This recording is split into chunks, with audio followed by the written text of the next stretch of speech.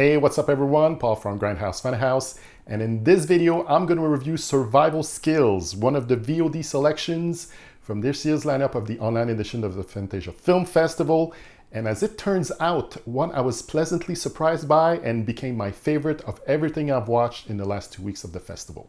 Presented as a lost training tape from the late 80s, we meet Jim, a rookie cop, first day on the job, bright-eyed and bushy-tailed, who's real eager to do good things.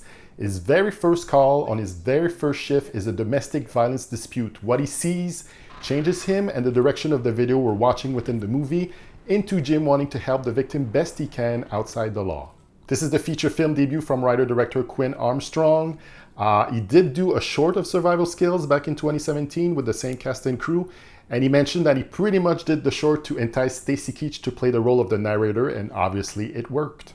The concept, visual language, and aesthetic use set up in the world of an 80s VHS police training video was something I had never seen before, and such a damn good idea. One of the more famous police training videos, and what Quinn Armstrong based the movie on, is Surviving Edge Weapons, which is just batshit crazy to think this is what helped shape new police recruits back in the late 80s.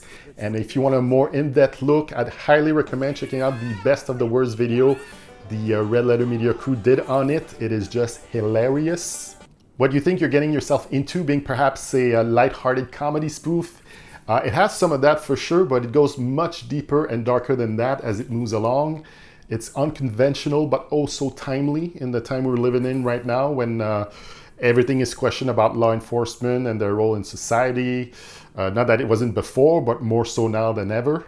Jim, the rookie cop we follow throughout the movie, played marvelously by Vayu, is a cop trying to do good in a broken system. But the secret weapon in all of this is Stacy Keach as the narrator, talking to us as if we're the cadets in training, trying to stay on script since it is a training video we're watching, so chapters must be hit.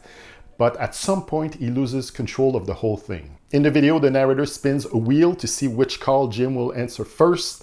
That lands on a domestic violence dispute call. As the narrator says to us, not all calls are lollipops and sunshine. When Jim gets on the scene with his partner, we see him really get affected by what's happening between the married couple as they yell at each other. We even see the VHS tape we're watching reacting to all the yelling, the image getting all snowed in, and with tracking issues, which is a really nice touch. After that first case, we do see Jim going on other calls, like shoplifting, his first night by himself on radar duty that turns ugly, or a fun satanic panic call that had to be included. It is the 80s after all. You know, Jim busts in on a Dungeons and Dragons game in a kid's basement, but mostly he has that domestic abuse case on the mind at all times, which seems to have really rattled him. It's the pursuit of just wanting to complete this mission at all costs. He wants to help the victim out of her situation so much, like not considering her own feelings and thoughts and consequences about her situation and how she wants to deal with it. There's a lot of fourth wall breaking from the narrator, wondering what's going on. Nothing should be deviating from what's happening in the training video. He's even asking to see the script at some point because he's getting off track. Until Jim breaks free from the video, and it's jarring at first, but necessary to the story where it leads, which is pretty dark. And I'll let you discover that for yourself. But yeah, tone is very important for this kind of movie to work. And here it is, flawless, and stays that way throughout. And I never felt like I was taken out of the movie. The gimmick of living within the confines of a VHS police instructional video really sucks you in. And the way they did it, not using a VHS preset like I'm using right now, but actually transferring the movie shot digitally on a VHS tape, and just running it throughout many VCRs to give it that look. They really nailed it. A few more things. I like how his fellow officers will call him RoboCop to his face a few times. I thought that was funny. Also, I don't know if it's because I rewatched the series a few weeks ago, but I feel like there's a nod to Police Squad in there, where we see Jim at the end of his sentence in a full freeze on screen while the credit runs over his face. I dug that. So would I recommend Survival Skills? Absolutely. You do get a burst of 80s nostalgia from it, sure. Love the police training video concept. Was a good way to go about experiencing the life of a rookie cop and all he goes through, wanting to help out and do some good. You know, his willingness to go the extra mile, obviously slowly fading away. Him feeling helpless by the utter failure of law enforcement in those situations, having to go rogue, and shit getting really dark at the end. That was all well played out. Just a well-rounded cast with amazing performances from Vayu and Stacy Keach.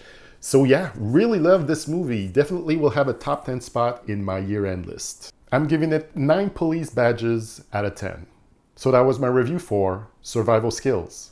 If you like this, please like, share, and subscribe. Check me out on Instagram at Grindhouse Funhouse, where I post on the daily. I'm on Reddit now at Grindhouse Funhouse, where I'll share news of the day, special events coming up, new Blu-ray announcements, all that good stuff, so go check that out. In the comment section below, let me know your thoughts on Survival Skills. Were you down with Jim's action? Would you have done things differently in this situation? Let's get a discussion going. That is it for my coverage of the Fantasia Film Festival for this year. I hope you enjoyed it. I have fervent hope for next year that we'll be back in the main hall, DB Clark and GSF theaters to experience the festival like we used to. That will feel very, very nice. I will thank you for watching, and I'll say to you, ciao bye for now.